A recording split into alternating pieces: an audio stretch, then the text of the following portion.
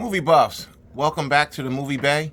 This is D. In today's video, we're going to take a look at a Steven Spielberg TV event. This was like a mini-series or a special TV event, whatever you want to call it.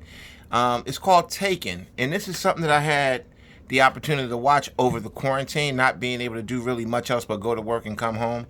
And I really had time to really sit down and watch this series. Now, I ain't gonna lie, it took me about a good 2 weeks to watch it, but I did get through it. Me and my wife, we both watched this. It took about a week and a half, 2 weeks, because we was, on and off with it. We watch a couple of discs and then, come back to it, watch a disc, come back to it. Each disc has 2 to 3 episodes on it, all together. Let's look at some of the specs on this one real quick. We have, hopefully you guys can see it's in pretty good focus. Hopefully the light not, making it reflect too much. Let's take a look at some of the key features here. So what we got here, it's a widescreen. It's presented in widescreen. It's 14 hours and 45 minutes. That's your runtime. 14 hours and 45 minutes. Pretty decent runtime if you was to sit and watch it all, but you can space it up. This came out around 2002, 2003. I do believe the event aired in 2002 and it was released on a home release in 2003. I do believe that's how that went. But it's called Taken. And I do remember when it first came out, I didn't think much of it. And when I saw it in the store, it was a really good price, so I picked it up. And I didn't start watching it right away. I picked this up maybe a month before the quarantine, maybe a month or 2, maybe 3. Who knows? I pick up so much stuff. But anyway, let's get back to it. So let's go ahead and unbox this and take a look at it, and then we're going to dive into it. I really want to talk about this one because this is really good, and this might have flew under your radar. Here's your box art right here. Awesome, awesome piece. I think everybody, if you got the time and you like science fiction, you might want to check this one out. It's really good. Now, I ain't going to lie. Without giving it away, the ending is very disappointing for how long this was for it to have that particular ending. The ending wasn't terrible, but, for a 15-hour thing, it should have had a better ending. But, again, let's dive into it. So, here it is. And it follows, let's open it all the way up so you can see a little bit. You may have to move it around a little bit. So that's disc 1, 2, 3, 4, 5. Okay, so you got 1, 2, 3, 4, 5. You got 5 discs, and then you have a bonus disc. Okay, so that's all your disc. So let's close this up. And look, you guys can take a look at more of the art. That's it on that side. And there goes some more art right there. And that's that. We'll fold it. And real quick, so we're going to look at it. It's really about, the main focus is these 3 families here. The Crawford family, the Hayes family, and the Clark family.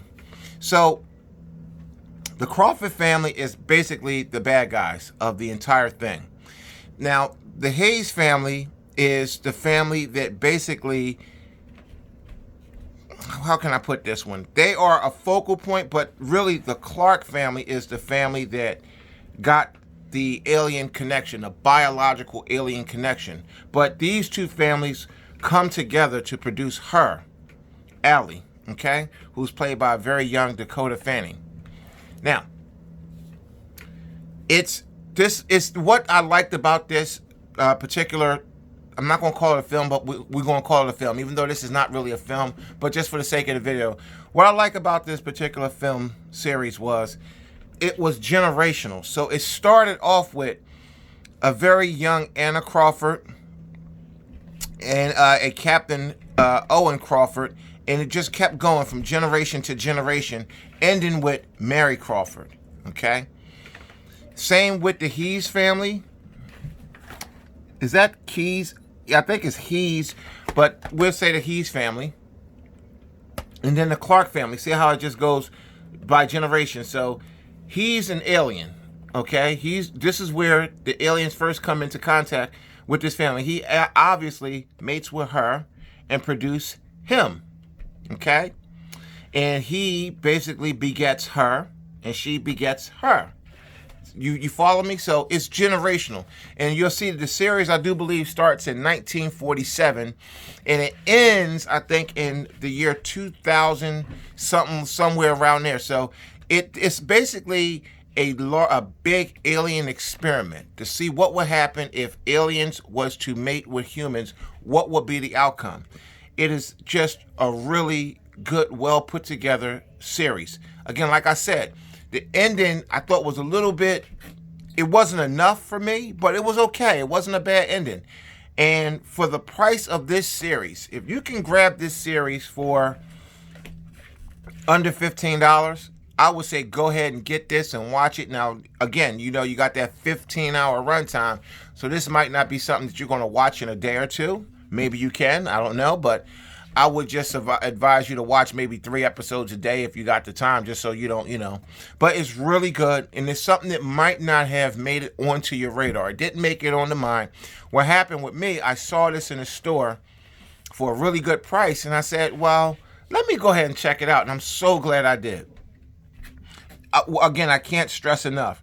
You're going to like how this is put together, how it just goes from like, it starts in the year like 1947. It ends all the way up into like the early 2000s. It could be the late 90s or early 2000s is where it ends up.